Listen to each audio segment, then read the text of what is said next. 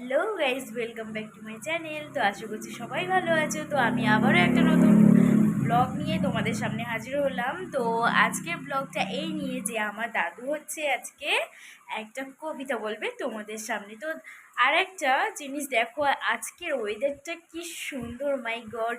আজকে হচ্ছে খুব প্রচণ্ড বৃষ্টি হয়েছে, তো তোমাদেরকে একটু দেখাই জানলা দিয়ে। দেখো গাইস, মানে আমাদের পিছনটা, মানে পেছনের বাড়ির পেছনের দিকটা ঠিক এরকমই, আর সামনের দিকটা তোমাদেরকে একটু দেখাই। দেখো, বাড়ির সামনে আমাদের রাস্তা।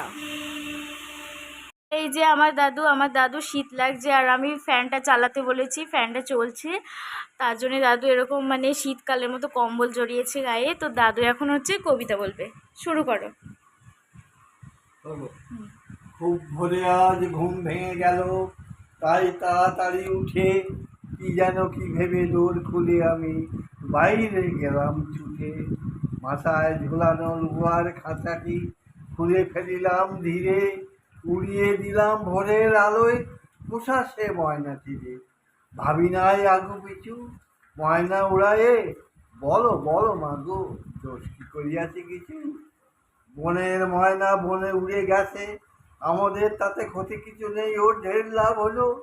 ময়না উড়ায়ে, বলো বলো মাগো দোষ কি করিয়াছে কিছু।